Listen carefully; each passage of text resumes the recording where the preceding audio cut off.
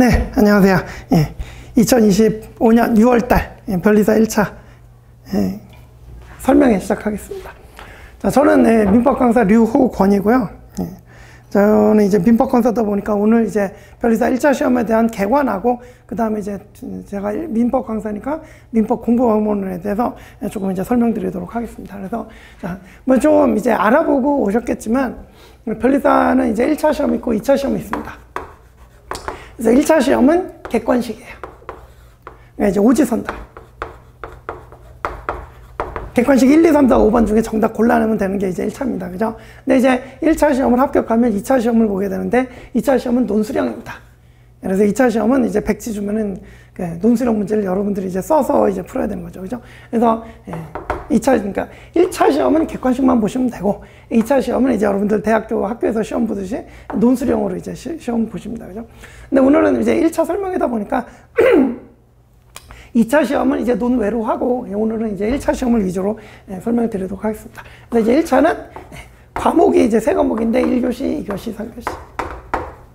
그래서 1교시가 이제 산업재산권법이라고 그래서 이 안에 특허법, 그 다음에 상표법, 그 다음에 이제 디자인보호법, 이렇게 이제 3과목이 들어있습니다. 특허법, 상표법, 디자인보호법. 요게 이제 그 변리사가 되시면, 변리사가 하는 업무가 이제 지적재산권을 다루는 법이다 보니까 직접 관련되는 이제 법을 배우게 됩니다. 그죠? 근데 이제 2교시가 이제 민법입니다. 근데 이제 그 변리사 분들이 이제 그 직접 다루는 법은 이 산업재산권법이지만, 이 산업재산권 예컨대 특허권에 침해됐다 그러면은 손해배상 청구권이라든지 이런 민사 문제가 생깁니다. 그래서 민법을 이제 알고 계셔야 돼. 그래서 1차 시험에 민법이 들어있고요. 그 다음에 이 민법이 사실은 법학에 있어서 모든 법학의 기초가 되는 학문입니다. 그래서 얘네들을 배우려면 민법하고 이제 민사소송법을 좀 아셔야 얘네들이 좀 이제 잘 이제 좀 배워지죠. 그죠? 근데 이제 이 민사법에는 이제 조금 전에 지금 말씀드렸지만 민법도 있고 이제 민사소송법도 있는데, 이 민사소송법은 2차 가서 봅니다. 그래서 이 민사소송법은 1차에는 시험이 없어요. 그래서 1차에는 민법만 봅니다. 그래서 여러분들은 이제 1차 시험 준비할 때는 민사소송법 안 보셔도 되고 민법까지만 보시면 됩니다. 그 다음에 이제 3교시가 이제 자연과학이라는 건데, 이 안에는 뭐 여러분들 고등학교 때 하셨던 이제 물화생지, 그래서 물리, 화학, 생물, 지학, 지구과학, 그죠? 이렇게 이제 4과목이 들어있고요. 그래서 각 100점씩입니다. 100점, 100점, 100점. 그래서 총점 총 300점. 그죠? 이렇게 이제 그 객관, 전부 다 이제 문제 객관식. 그 다음에 문제는 40문제씩. 40문, 40문, 40문. 40문제 100점이니까 이제 한 문제당 2.5점이 납니다. 2.5점 곱하기 이제 40문제. 해갖고 100점. 그죠? 그래서 하나 틀리면 97.5, 뭐, 2개 틀리면 95, 이렇게 이제 점수가 나옵니다. 그죠?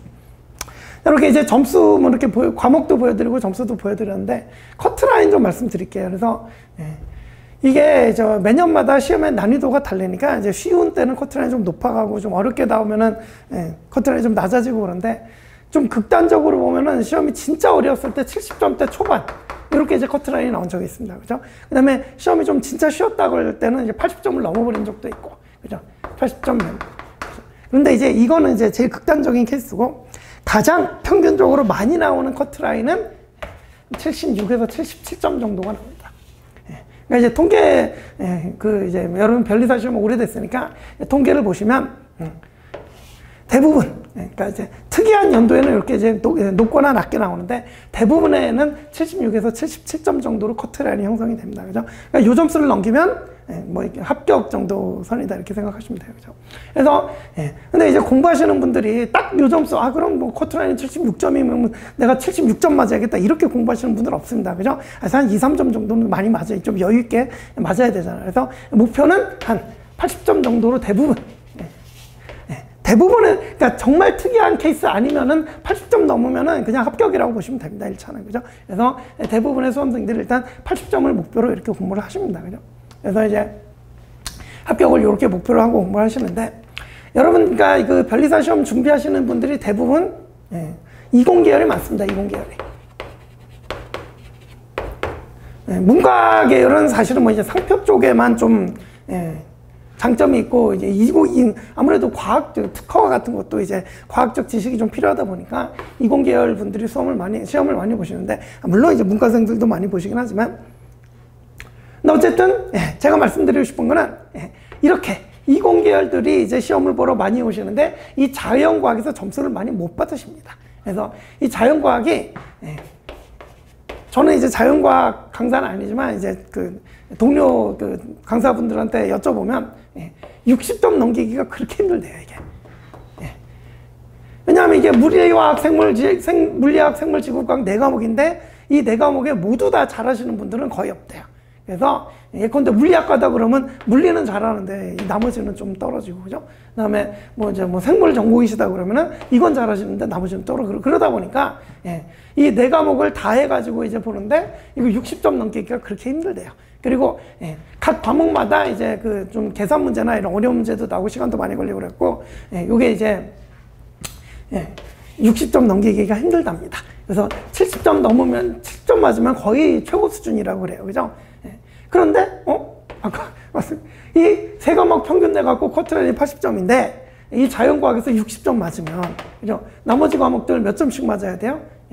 이렇게 찍어주셔야 됩니다. 그래서 물론 이제 자연과학을 너무 잘하셔갖고 뭐 좀 이제 장점이 있는 분들이 계셔요. 그래서 그런 분들은 조금 이제 자연과학 뭐 기본적으로 나오면은 이쪽에서 조금 여유가 생기긴 할 텐데, 특별히 그런 사정이 없다 그러면은 대부분의 수험생들은 또 이렇게 목표를 가지고 갑니다. 그러니까 이거는 이제 개인차가 있는데, 그러니까 이제 통상적인 수험생들을 말하는 거예요. 그래서 자연과학이 이제 60점 넘기기가 어렵다 보니까 커트라인 80점 넘기려면 민법하고 산재법에서 최소한 90점 이상씩 찍어 주셔야 된다. 그죠? 그래야 이제 1차 시험을 합격이 가능하다. 그죠? 그리고 1차를 합격을 못하면 2차는 아예 시험장에 들어갈 수가 없습니다. 그죠? 그래서 1차를 먼저 합격을 하셔야 돼요. 그죠? 이렇게. 그죠? 그래서 제가 이제 가르치는 과목인 민법은 90점 이상 받으셔야 됩니다. 이렇게 이제 말씀드립니다. 그 다음에 이제 뭐 기본적인 얘기인데 1차를 한번 합격을 하잖아요. 그러니까 이제 올해는 이제 내년에 26년 2월쯤에 보통 시험은 2월 셋째 주쯤 봅니다. 2월 셋째 주. 토요일. 아마 26년 2월 셋째 주 토요일쯤 볼 거예요. 그죠? 요때 이제 1차를 보는데 요때 이제 합격을 하시면은 2차는 당해년도 7월쯤 봅니다. 한 5, 6개월? 그죠? 5개월 정도? 그러니까 이제 5개월 공부를 해갖고 한 뭐 이제 2차를 한 번씩 보시고, 이때를 이제 수험생들은 뭐 동차 시험이다 이렇게 얘기를 합니다. 그죠? 그 다음에 1차 한 번 합격하면은 2차 시험은 2번 볼 수 있습니다. 그래서 27년 7월에 치러지는 2차 시험도 볼 수가 있습니다. 그래서 1차 시험 한 번 합격하면은 2차 시험 기회는 2번이에요. 그죠? 그래서 이때 이제 5개월 공부하고 이제 한 번 보고, 이때 동차라고 그러는데 이 5개월이 너무 짧아서 동차 시험은 너무 힘들다 그래요. 그래서 물론 이제 뭐 여기 바로 5개월 해갖고 1년 해갖고 1차 붙고 뭐 5개월 해갖고 2차 붙고 해갖고 뭐 1년 만에 뭐 이제 뭐 이렇게 별에서 장점 따고 이제 나가시고 그런 훌륭한, 그러니까 뭐 운도 좋고 그죠? 훌륭한 분들도 있긴 있는데 그 수는 그렇게 많지는 않습니다. 그만큼 어렵긴 해요. 그죠? 그래서 그런 걸 이제 동차라고 하고, 1차를 요때 붙고 그 이제 5개월 동안 했다가 이제 동차는 안 되고 다음에 1년 동안 또 열심히 해갖고, 그죠? 그러면 총 1년 5개월이니까 한 17개월 정도 되겠죠. 그죠? 이렇게 이제 공부해서 합격하시는 분들이 뭐 그나마 좀 이제 좀 수가 많다. 그죠? 그래서 이렇게 1차를 한 번 합격하면 2차는 2번 볼 수 있다. 근데 이제 그때 두 번째 보는 2차에서 떨어진다. 그러면 이제 그다음부터 1차 또 다시 보기 시작하셔야 돼요. 그죠? 그렇게 됩니다. 이렇게 이제 일단 제가 이제 1차 시험에 대한 전체 그 과목과 그 점수 배분이나 뭐 이런 걸 좀 말씀드렸고요. 그 다음에 이제 저는 민법 강사니까 이제 민법에 대해서 좀 말씀을 좀 자세하게 드릴게요. 그죠? 그래서 이제 오늘 프린트 나눠드린 게 이제 4페이지짜리 프린트인데, 이거 이제 보면서 말씀드릴게요. 그래서 로마자 1번의 민법의 특성 보시면, 그 민법에서 고득점하기 위해서는 민법을 그 정복하는 것이 왜 어려운지 이걸 먼저 이해를 하고 가셔야 돼요. 그래서 그 1번에 각 단원 간의 연관성이라고 되어 있는데, 아까 제가 이제 뭐 지웠는데, 그 산재법은 특허법, 상표법, 디자인법 3과목이, 그죠? 1교시 한 과목이 들어있어요. 그죠? 근데 뭐 자연과학도 물리, 화학, 생물지학 4과목이 한 과목으로 들어있어요. 근데 민법은 딱 한 과목입니다. 근데 그게 100점이에요. 그만큼 많다는 얘기입니다. 그죠? 민법 한 과목만 해도, 민법 한 과목만 해도 위에 있는, 그죠? 특허법, 상표법, 디자인법을 합한 거보다 더 많으면 많았지 적지 않단 말이에요. 그죠? 그래서 이제 민법이 많다. 그죠? 그래서 이제 2교시 민법 보는데, 이 민법을 크게 4단어로 나누면 민법 총칙, 물권법, 채권 총칙. 이거는 이제 여러분들이 뭐 법이라는 걸 한 번도 본 적이 없다 그러면 무슨 소리인지 모르시겠지만 구경만 한번 해보세요. 채권 각칙. 그래서 민법 총칙이라는 게 있고, 그 다음에 이제 물권법, 채권법이 있는데, 채권법은 또 총칙 각칙으로 이렇게 나뉘어가지고 크게 4단어로 나뉘어집니다. 민법이죠. 그래서 이제 조문의 순서기도 하고, 이제 대부분의 민법 교과서나 이제 교재들 요 순서로 구성이 돼 있는데, 자, 제 그 첫 번째 그 제목이 각 단어 간의 연관성인데 무슨 얘기냐면, 이 민법 총칙이라는 것이 물권법하고 채권법에 공통된 것들을 모아 놓은 게 민법 총칙입니다. 그래서 쉽게 얘기해서 이제 민법 총칙을 제대로 알려고 그러면 이 뒤에 있는 걸 알아야 얘를 좀 알 수가 있어요. 그러니까 이게 처음에 민법을 볼 때 되게 어려운 게 조문 순서도 그렇고 교재 순서도 이렇게 돼 있는데, 그죠? 이걸 봐야 되는데 이걸 알아야 이걸 볼 수가 있어요. 무슨 얘기인지 좀 감이 안 오실 수 있는데, 예컨대 제가 여기도 써놨지만 판례라는 게 있어요. 판례가 이제 대법원 판결문인데, 어떤 사건이 들어왔을 때 나는 민법 총칙 사건이다, 나는 물권법 사건이다, 이런 거 없어요. 하나의 사건 안에는 이 쟁점, 이 쟁점, 이 쟁점, 이 쟁점 다 들어있어요. 그죠? 그런데 그게 이제 하나의 판례인데, 그 중에 이제 그 주된 쟁점이 민법 총칙 쟁점이다 그러면 이 판례는 여기에 들어가요. 그죠? 그죠? 그러면 민법 총칙 처음 보는데 판례 안에 뭐 물권법 얘기도 나오고 채권법 얘기도 나오고 막 나와. 그죠? 그럼 어떻게 할 거야, 이걸? 그죠? 그런 좀 어려운 점이 있습니다. 그래서 수험가에서 이런 말을 하죠. 자, 민법 총칙을 잘하고 싶다고 민법 총칙만 100번을 봤다. 그래도 민법 총칙 제대로 이해가 돼요, 안 돼요? 안 됩니다. 그럼 어떻게 해야 되냐? 끝까지 한번 보고 와서 다시 봐야 됩니다. 그래서 이제 변리사 수험계에 들어오면 여러분들이 이 단어를 제일 많이 쓰시는데, 이걸 뭐 우리 수험생들, 수험가에서는 회독이라고 표현을 합니다. 그래서 처음부터 끝까지 봤다? 1회독. 끝까지 보고 와서 한 번 더 봤다? 2회독.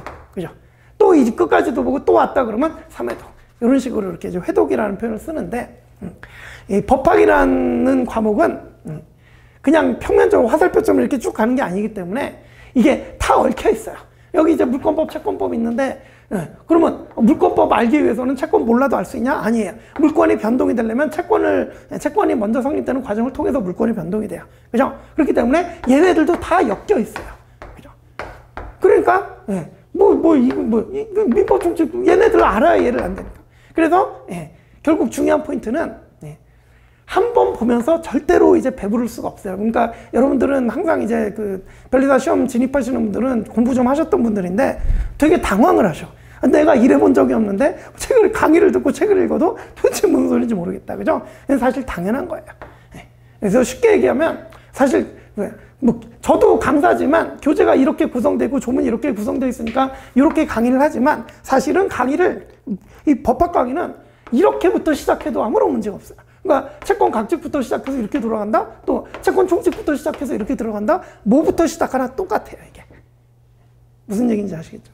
그래서 각 단원이 다 연결이 돼 있어서. 자, 그러면 중요한 포인트는 뭐다? 이렇게 회독. 자, 1회독 해갖고 한 번 다 보고 여기에 무슨 내용이 있고 여기에 무슨 내용인지 다 보고 와서 돌아와서 보면 그럼 요게 그런 얘기였구나. 이런 식으로 이해가 되기 시작합니다.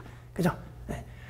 그리고 2회독하고 2회독만으로도 좀 부족해요. 워낙 양이 많아가지고 1회독 해가지고 다 머릿속에 대부분 남아있지 않아요. 그래서 2회독하고 3회독쯤 해갖고 한 번 보고 2번 보고 3번 보고, 그죠? 3번 볼 때 그때쯤에야 이제 막 앞뒤가 연결이 되면서 이게 이런 얘기들이었구나, 정확하게 좀 이해가 되는 그런 측면이 있습니다. 민법이라는 게 좀 특징이 그래요, 그죠?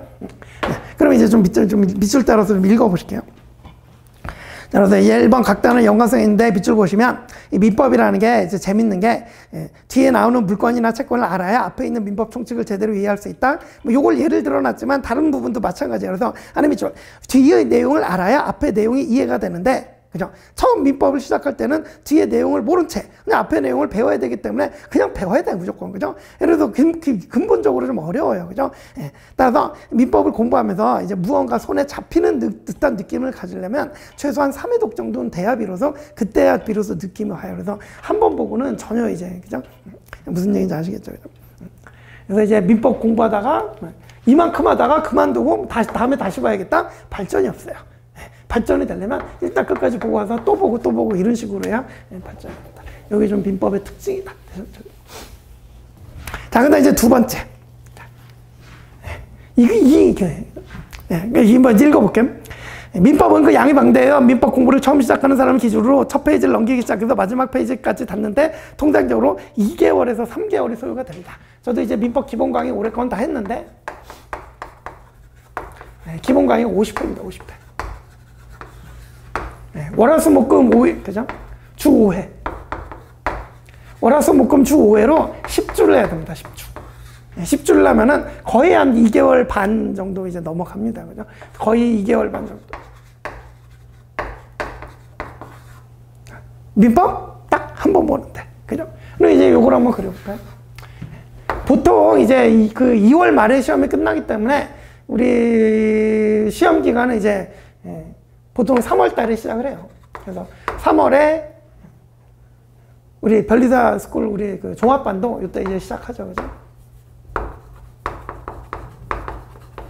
그래서 이제 3월에서 2개월 반 정도 돼갖고 5월 중순까지 기본 강의합니다. 그 다음에 이제 지금 이제 저는 중급 강의 이제 진행 중인데, 그 다음에 이제 중급 강의하고, 요거는 이제 중급 강의는 35회 정도 해요. 그 다음에 이제 마지막으로 이제 객관식 강의. 그래서 기본 강의는 50회 정도, 중급 강의는 35회 정도, 객관식 강의는 25회 정도. 그래서 강의 커리큘럼 자체가 기본 강의 들으면서 1회독, 중급 강의 들으면서 2회독, 객관식 강의 들으면서 3회독, 이렇게 3회독이 되도록 이렇게 이제 짜여져 있는 거예요. 근데 이제 한 번 볼 때마다 이제 익숙하니까 이제 시간은 줄여야죠. 이게 시간이 안 줄면 안 됩니다. 시간이 안 줄면은 회독수가 안 나와요. 그래서 이렇게 처음에는 50회, 35회, 25회 이렇게 강의도 줄여 나가고, 여러분들도 요거 진도 맞춰서 매일매일 따라오셔야 돼요. 그죠? 그러면 요게 한 10월쯤, 9월 말쯤 됩니다. 그리고 요때가 이제 2월 말, 내년 26년 2월 말쯤이겠죠. 그죠? 그럼 이제 시험을 보게 되는데, 이러면 10, 11, 12, 1, 2, 그래서 한 5개월 정도 남습니다. 그러니까 이쪽이 한 7개월 정도. 그래서 이 7개월 동안은 강의를 들으면서 여러분들이 열심히 따라와갖고 3회독까지 딱 이제 맞춰드리는 이런 타이밍이고, 그 뒤에 5개월은 강의가 거의 없습니다. 저도 이제 민법 강의 이때까지 이게 객관식 강의하고, 그 뒤로는 뭐 특강, 조문 특강이라든지 또는 뭐 판례 특강이라든지, 그죠? 이렇게 이제 특강 형식으로 짧게 하지. 왜냐하면 이때는 강의 들으시면 안 돼요. 이때는 강의 들으면 안 되고, 이때까지 강의 들어서 쌓은 지식을 열심히 연습해갖고 자기 걸로 만들어가는 과정이란 말이에요. 그죠? 요걸 이제 마무리라 그러는데, 이 과정이 이제 너무너무 중요하죠. 그래서 이제 전체적인 그 커리큘럼을 보면 이렇게 이제 시험이 1년에 한 번 있으니까 이제 수험 기간도 1년 단위로 이제 돌아가는데, 그래서 3월부터 시작해갖고 2월 말까지 요게 이제 기본적인 커리큘럼이란 말이죠. 그래서 기본, 중급, 객관식 이렇게 이제 3회독 하고, 그 다음에 나머지 5개월 동안 이때 예컨대 뭐 20회, 15회, 10회 이런 식으로 줄이셔갖고 계속 줄이시면서 여기서 또 3회독 해내셔야 돼. 그러면 전체 1년 동안에 최소한 5, 6회독 정도, 5에서 6회독 정도 돼야, 그래야 시험장에 들어가시면 그래도 합격 가능성이 좀 있을 겁니다. 그죠? 안 그러면은 이게 이제 그 시험에서 실패하시는 대부분의 수험생들이 못 줄여요, 이거를. 이때 이제 기본 강의 들을 때 50회 걸리고, 이제 뭐 중급 강의 들을 때 35회 걸리는데, 이쯤 되면은 한 뭐 일주일 만에, 그죠? 일주일 만에 민법 한 번 다 볼 수 있어야 돼. 근데 이게 이 시기를 잘 못 보내신 분들은 여기서 빵꾸 난 걸 여기서 메꾸다 보면은 여기서 민법 보는데 여기서 한 달 걸려. 그죠? 그러면 시험장 들어서 합격할 수가 없어요. 왜냐? 제대로 자기 머릿속에 넣지도 못하고 시험장에 끌려가면 이렇게 되는 거죠. 그러면 이제 합격할 수가 없어요. 그래서 이 시점이 중요하다. 그죠? 차근차근히, 꾸준히 매일매일 진도 맞춰서 잘 따라오셔야 된다. 그래야 여기서 자기가 혼자서 스스로 이제 폭발적으로 공부를 해갖고 성적 쫙 올려가고 있더라고요. 그래서 성적이 절대로 이렇게 오르지 않습니다. 기본을 쭉 이렇게 쌓으면서 여기서는 별로 티가 안 나요. 열심히 해도. 그죠? 근데 여기서부터 이 3회독을 잘 따라오신 분들은 쫙 올라가는데 3회독을 못 따라오신 분들은 이게 여기서 이러다가 여기 시험장 끌려가는 거예요. 그러면 이제 불합격해서 나오신단 말이에요. 그래서 이게 중요하다. 그죠? 뭐 전체적인 과정 보여드렸습니다. 근데 자, 제가 보여드렸듯이 지금 민법의 방대함을 얘기하고 있죠. 그죠? 그래서 한 번 보는데 2개월 반씩이나 걸린다. 그죠? 그래서 3회독 정도 끝나면 9월 말쯤 된다. 그럼 이때가 가을인데 찬바람 불기 시작합니다. 그죠? 그러면 제가 한 3회독 정도 돼야 민법이 뭐 이런 거구나 정도 안다 그랬잖아요. 그죠? 근데 손에 잡히는 느낌을 요쯤 잡게 되는데 시험은 확 다가와 있는 거예요. 그죠? 여러분들이 되게 당혹스럽고 시간 부족, 항상 수험생들은 시간 부족에 이제 시달리게 되는 거예요. 그죠? 그러니까 마음도 떨리고 막, 그죠? 그래서 그때까지 이렇게 잘 하셔야 된다. 그죠? 그래서 일단 방대함 보시면 이렇게 이제 오래 걸린다. 그래서 밑에 이제 민법을 좀 알겠다 싶으면은 이제 갑자기 가을이 돼서 시험이 몇 개월 안 남은 시점이 되어버린다. 그래서 이제 시험이 어렵다. 1년 만에 1차 합격하는 게 절대로 쉽지 않습니다. 1년 만에 1차 시험 합격하는 게 절대로 쉽지 않습니다. 그래서 정말 꾸준히 그 매일매일을 밀도 있게 보내셔야지 안 그러면은 시험은 이건 쉽지 않습니다. 자, 그러면 제가 이제 이제 통상적인 3월을 기준으로 말씀을 드렸는데 이제 오늘이 이제 6월 설명회잖아요. 그죠? 오늘이 이제 6월 8일이란 말이에요. 그죠? 그래서 지금 이미 요기하고 있죠. 그래서 종합반은 저희 지금 종합반이 이미 3월에 시작해서 기본 강의 끝나고 지금 중국 강의 하고 있는데 여러분들 제 앞에 있는 지금 여러분들은 지금 이 설명이 듣고 계신 분들은 6월이 지금 진입. 그래서 3월에 진입하신 분들보다 조금 늦긴 늦었죠. 그죠? 그래서 지금 이렇게 이제 진입을 고민하고 계실 텐데 6월 다행인 겁니다. 지금 아직도 이제 충분히 가능한 시점에 오신 거예요. 그래도. 제가 한 9월쯤에, 진짜 있긴 있어요. 막 9월쯤에 진입해가지고, 요것만에 1차 합격해갖고, 뭐 이제 뭐 2차로 가신 분들도 보긴 보는데, 거의 드물어요, 정말. 그래서 저도 이제 한 7월쯤까지 설명회에서는 반드시, 물론 이제 9월 때도 설명회 할 때는 요때를 이제 노리고 하셔라 이렇게 말씀을 드리는데, 사실상 불가능에 가깝고, 거의 그래도 좀 가능하다 싶은 진입 시점은 6월, 7월 정도. 이제 좀 마지노선이라고 생각하면 7월 정도. 그래서 이전에는 좀 진입을 해주셔야 그래야 요때 이제 1차 합격이 조금 좀 보일 거예요. 그죠? 사실 3월에 진입해도 시간이 부족해요. 그죠? 그렇기 때문에 지금 이제 제 앞에 지금 6월 설명에 오신 분들은 지금 남들보다 몇 개월 늦었지만 그래도 가능한 시간입니다. 대신 이 사람들이 1년 동안 해야 될 밀도를 여러분들은 한 9개월 만에 줄여야 돼요. 그게 이제 어렵지. 그죠? 근데 그걸 해내시면은 이제 1차 시험 내년에 바로 합격하시는 거고, 안 그러면 그게 힘든 거죠. 그래서 제가 그러니까 설명회 때 항상 드리는 말씀이 있는데, 지금 진입 여부 고민 중이신 분들이 계실 거예요. 고민 중이신 분들은 정말 신중하게 고민하고 들어오셔야 돼요. 이 시험이 쉬운 시험이 아니어가지고, 이제 변호사 시험이 로스쿨제로 가 이제 되고, 그러니까 사법시험 없어졌잖아요. 옛날 얘기인데, 사법시험이 없어지고, 변호사 시험이 로스쿨생들만 볼 수 있는 그런 게 돼가지고, 이제 그냥 그런 대학원 안 가고 이렇게 자격시험으로 볼 수 있는 가장 수준 높은 시험이 변리사 시험이 됐어요. 이제. 그래서, 진입하시는 분들 수준도 높고, 뭐 열심히들도 다 하시고, 그 다음에 또 워낙 또 여태까지 또 적체된 인원도 많고 그러다 보니까 1차 시험 붙기가 쉽지가 않아요. 그죠? 그래서 이 시험을 잘못 진입했다가 이제 1차 시험을 합격하지 못하면은 뭐 2년, 3년 이렇게 가버리면은 여러분들 젊은 인생에서 한 4년, 5년 정도가 그냥 지워져 버릴 수가 있어요. 잘 생각하셔야 돼요. 쉽지 않은 시험이거든요. 그래서 변리사 자격증을 땄다, 결과를 얻었다. 그러면 뭐 사실 뭐 7, 8년이 걸려도 뭐 그래도 이제 얻는 게 있잖아요. 그죠? 근데 결과를 얻지 못하면 그러면 그냥 5년, 6년 그냥 없어지는 거예요, 인생에서. 그러니까 그 생각을 잘 하셔야 돼요. 그죠? 그래서 제가 항상 말씀드리는데, 진입 여부는 신중하게. 그런데, 만약에 이제 진입 여부 고민은 끝났다, 사실. 나는 진입하기로 마음을 먹었다. 그죠?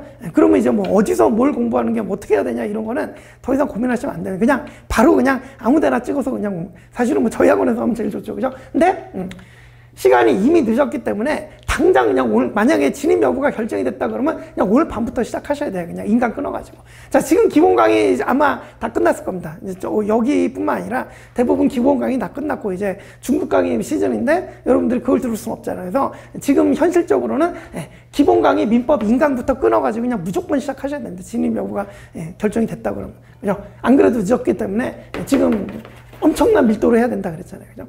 그리고 지금 진입 여부가 고민이신 분들도 내가 신중하게 고민하시라 그랬는데 그 기간이 길어지면 안 됩니다. 지금 이 상황에서 막 2주, 3주 고민하느라고 한 달 더 지나갔다? 7월 됩니다. 그때 진입한다? 3주 어쩔 거예요, 이거. 지금 3주 얼마나 중요한 시간인데요. 그죠? 그렇기 때문에, 진입 여부를 정말 신중하게 고민하시되, 기간이 길어지면 안 되고 빨리 결정하시고, 만약에 뭐 그만둔다 그러면 이제 그냥 다른 일 찾으시면 되는데, 만약에 진입한다 마음을 먹으셨다 그러면 그때부터는 뒤도 돌아보지 말고 달리셔야 됩니다. 그냥 무조건. 무슨 얘기인지 아시겠죠? 그죠? 그래도 지금 다른 사람보다 조금 늦었습니다. 지금. 그죠? 그래서 그 기본 강의 인강 끊어가지고 우리 3월 달에 종합반 시작했을 때 그러니까 이제 하루에 1회 강의하잖아요. 월요일 날 1회. 그러니까 주 5회라고 그랬잖아요. 그죠? 주 5회인데 여러분들은 한 3일 만에 이거 다 들으셔야 돼. 그러니까 하루에 한 회씩 들으셔서는 안 돼. 하루에 최소한 1회 반에서 2회 정도 이렇게 들어주셔야 그래야 이거 따라잡을 수 있습니다. 그래서 여태까지 한 요 정도까지라도 따라잡고 그래야 자기 시간 만들어갖고 5, 6회독 하고 이제 시험장 들어가신단 말이에요. 그렇죠? 그죠? 그리고 만약에 그러면 뭐 올해는 조금 늦었으니까 내가 이때 뭐 슬슬 공부하다가 뭐 내년 이제 26년 2월 시험이죠? 27년 2월에 뭐 시험을 보겠다? 그럼 하지 마세요, 그냥. 안 하는 게 낫습니다, 그러면. 그러니까 무슨 얘기냐? 내가 죽어도 내가 이 6개월, 지금 6월부터 진입해갖고 내가 무슨 일 있어도 내년에 붙겠다. 이런 마인드 아니면은 진입을 안 하시는 게 낫다. 무슨 얘기인지 아시겠죠? 그죠? 그래서 뭐 올해 좀 늦었으니까 뭐 1년 대충 하다가 뭐 내후년에 뭐 해보겠다. 그런 생각 절대로 가지지 마시고, 하려면 내년에 1차 붙겠다. 반드시 그 마인드를 가지고. 그래야 이제 뭐가 돼도 됩니다. 그죠? 되셨죠? 다만 이제 예외는 무슨 학생이다. 내가 학교를 다니면서 해야 된다. 그러면은 뭐 이제 학교 다니면서는 좀 이제 베이스 쌓아놓다가 이제 뭐 강의 좀 들어놓으시고, 그죠? 그렇게 이제 하는 거는 이제 상관없는데, 그래도 이제 진입을 하시려면 무조건 내년 1차 붙겠다는 각오로, 그러고 이제 들어오셔야 돼. 그죠? 자, 그 다음에 이제 뭐, 요게 이제 중요한 얘기였고요. 그 밑에 이제 뭐 있는 얘기들은 좀 부수적인 얘기들입니다. 그래서, 자, 로마자 2번에 이제 보시면 1번에 회독의 중요성도 아까 말씀드렸죠. 그죠? 그래서 민법은 회독이 중요합니다. 그래서 이제 좀 읽어보시면 민법은 절대 첫 술에 배부를 수가 없어요. 처음에 잘 이해가 안 되는 부분이 있더라도 끝까지 일단 가보는 게 중요하다 그랬죠. 그래서 진짜 꼼꼼하신 분들은 무슨 이해가 안 되고 그러면 못 넘어가시는데 민법은 그러면 안 돼요. 일단 넘어가서 보다 보면 뒤에 거랑 앞에 거랑 뭐 연결이 되면서 이해가 되기 시작하거든요. 그래서 이제 아래 또 보시면 일단 끝까지 무슨 내용이 있는지 보고 와서 다시 반복이 돼야 그때부터 실력이 향상된다 그랬습니다. 그래서 이 민법 공부할 때는 처음부터 끝까지 천천히 자세하게 막 이렇게 꼼꼼하게 너무 꼼꼼하게 읽어 이런 방식보다는 조금 부족하다 싶어도 빠르게 여러 번 반복해가지고 앞과 뒤가 연결되도록 학습하는 게 이게 훨씬 효율적이란 말이에요. 그죠? 그래서 요게 이제 좀 민법의 특징에 따른 공부 방법이다 말씀드렸고, 그죠? 그 다음에 이제 2번, 공부 방향의 설정 및 분량의 조절인데, 거기는 괄호 안에 제목에 이제 기본서와 객관식 문제집의 병행이라고 제가 써놨죠. 그죠? 저는 요게 좀 중요하다고 생각해요. 우리는 아까 말씀드렸듯이 1차는 객관식만 본다 그랬잖아요. 그죠? 그럼 객관식이면, 객관식 연습을 해야지. 그죠?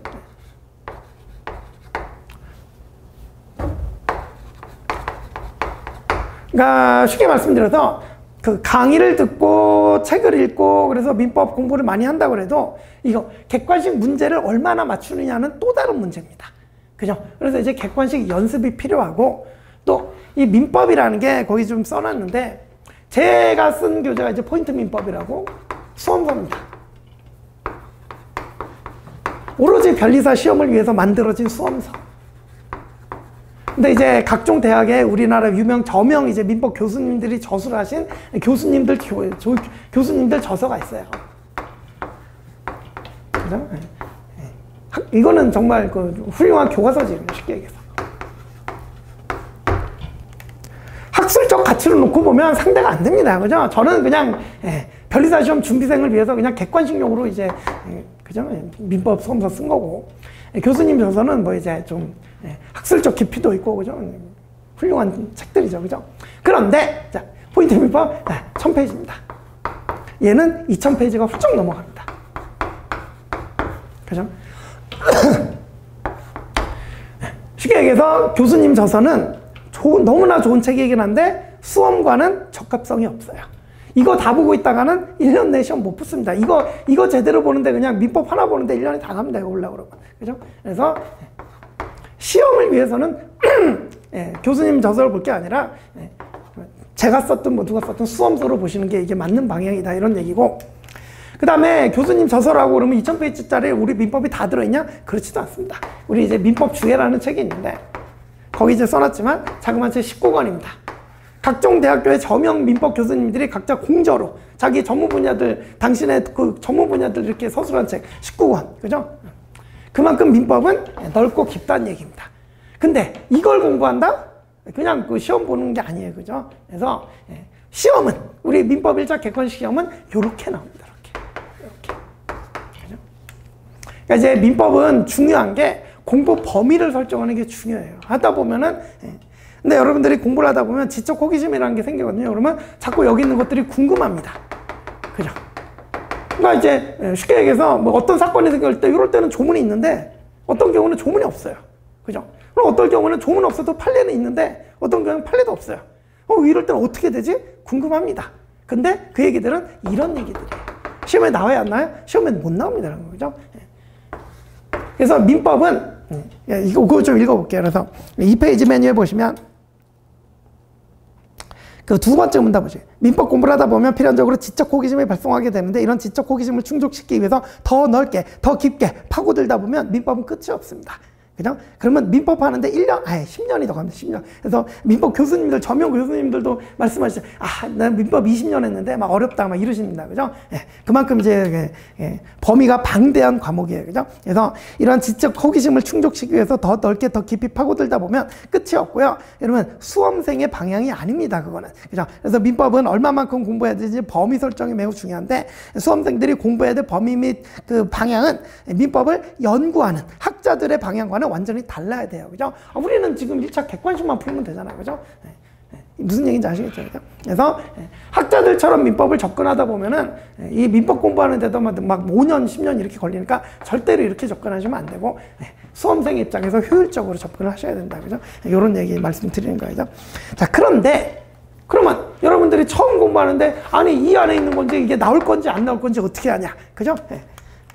그죠? 아니, 나올 건지 안 나올 건지 여기 있는 건지 여기 있는지 어떻게 하냐? 이걸 알려주는 게 기출문제입니다. 그래서 제가 지금 말씀드리고 싶은 건 이거예요. 그래서 우리 민법을 공부할 때 아까 이제 그 기본, 중급, 객관식 강의 이렇게 이루어진다는데 요때까지 객관식 안 보고 이제 기본서만 이때까지 객관식 기출문제 안 보고 그냥 이론서만 보고 있다가 요때 객관식 시작한다 그러면 이때가 거의 8월이에요. 그죠? 이러면 조금 늦습니다. 그래서 저는 기본 강의하면서도 OX 지문집이라고 그래갖고 이게 기출문제는 같이 병행을 합니다. 그래서 이론서 보고, 그러니까 제가 강의 드리고 이제 여러분들이 이론서 읽고 그 다음에 거기에 해당하는 기출문제까지 풀어오시면 다음 시간에 제가 그 기출문제 같이 풀어드리고 그 다음에 또 진도 나가고 이런 식으로 기본 강의부터 객관식을 병행한다는 얘기죠, 저는. 그죠? 요게 좀 저는 효율적이라고 생각하고요.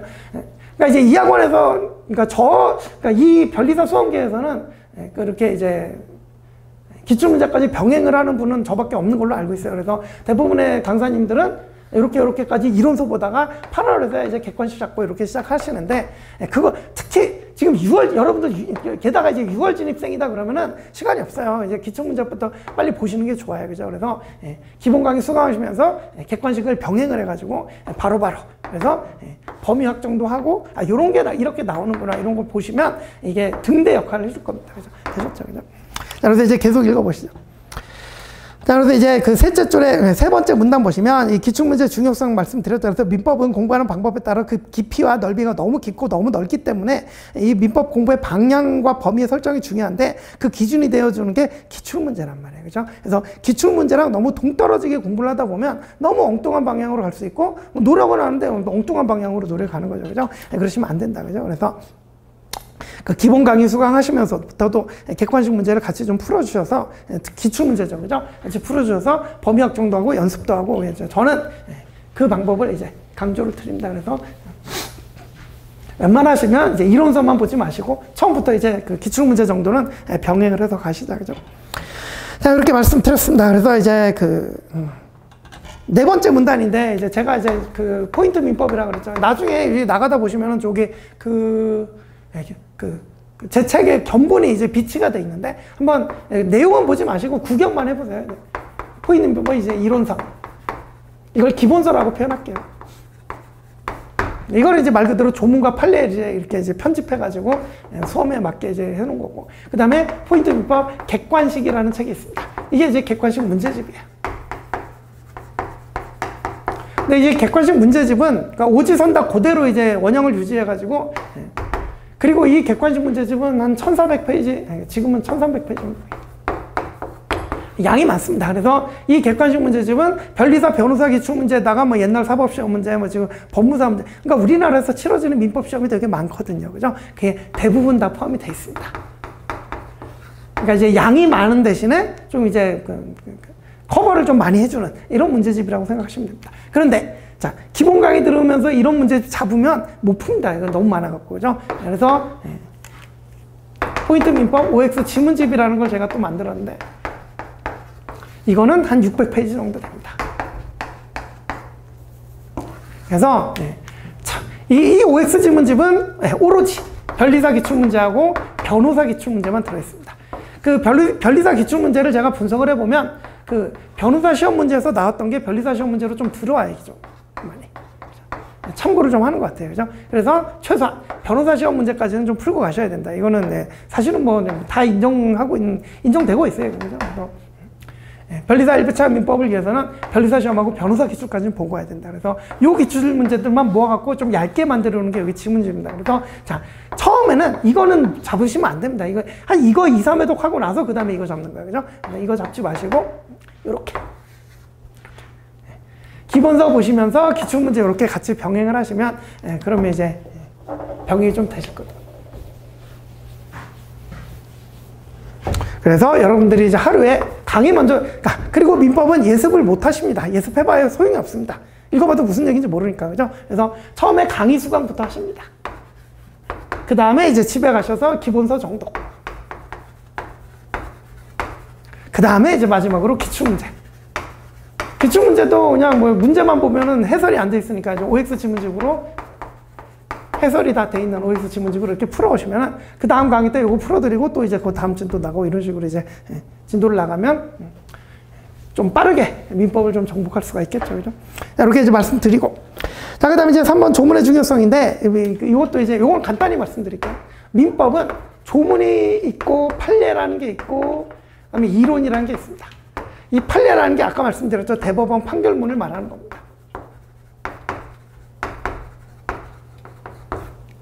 그 시험의 출제 비중을 보면 얘가 20, 30%, 얘가 한 7, 80%. 이 이론은 뭐 5% 미만, 10%, 5% 미만.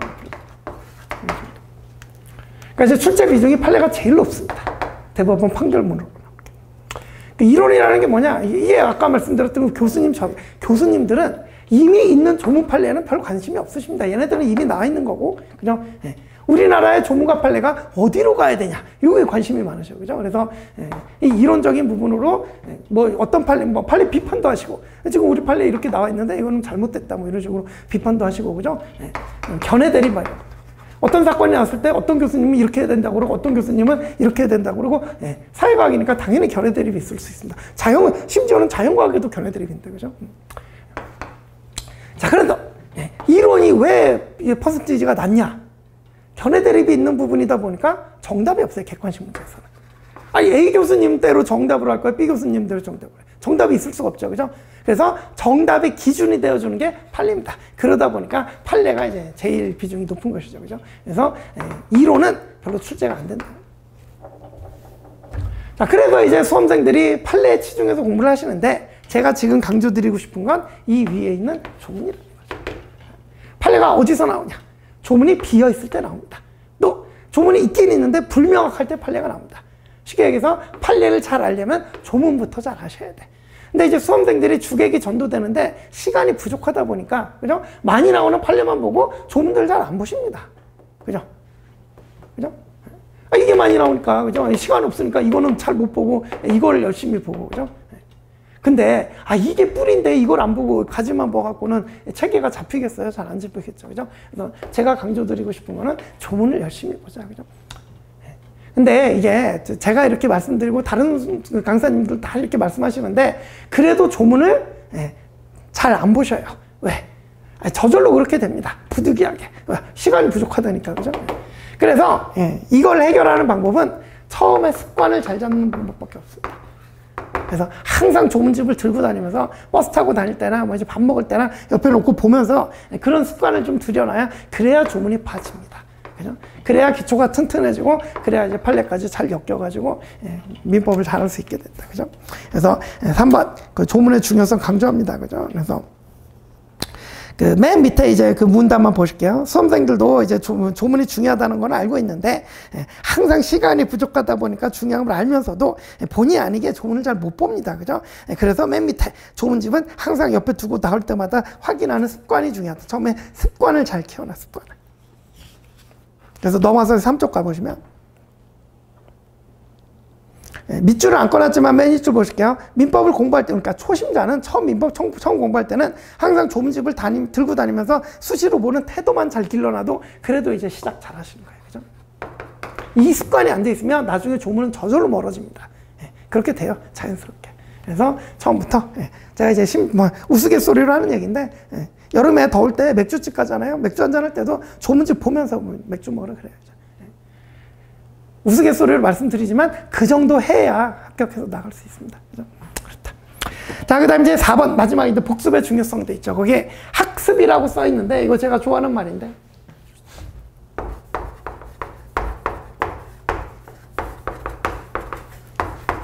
배울 학 익힐 습입니다. 배울 학 익힐 습. 그러면 잘라가지고 학하고 습하고 뭐가 더 중요할까요? 우리는 지금 변리사 시험을 준비하는 수험생 입장에서 생각을 해봐야 돼요. 그죠? 이게 훨씬 중요해요. 그죠? 네, 그 문장 읽어보시면, 강의가, 그죠? 제가 이제, 그러니까 민법은 처음부터 다 섞여 있어갖고 어렵다 그랬잖아요. 그죠? 그래서 이제 저도 민법 강의할 때, 기본 강의할 때는 뒤에 있는 것까지 다 끌어다가 어떻게든 이해시키기 위해서 다 설명드립니다. 그러면 당신은 이제 다 이해를 하셔요. 그죠? 그런데 이제 시간이 지나가면 자기 게 아닌 거지. 그래서 이제 보시면 이제 그 밑줄을 안 꺼했지만 4번 문단 첫 번째 줄 보시면 수험생들이 이런 얘기 되게 많이 합니다. 수업을 들을 때는 다 알겠는데 지나고 나면 하나도 모르겠다. 이런 얘기들을 되게 많이 하십니다. 그죠? 왜? 복습이 안 된 거예요, 복습이. 그래서 이제 밑줄 보시면 강의에서는 강사가 왜 그런지부터 시작해갖고 상세하게 차근차근 설명해 주기 때문에 들을 때는 다 이해가 돼요. 그죠? 그런데, 그죠? 그거를 자기 거라고 착각하시면 절대 아닙니다. 그거는 아직까지는 자기 게 아닌 거예요. 그래서 아까도 말씀드렸듯이 강의 듣고 그 다음에 돌아가서 오늘 배운 거 그 기본서 정독하고 그 다음에 기출문제까지 풀고 이런 게 반복이 잘 돼야 그래야 자기 게 되는 거예요. 그죠?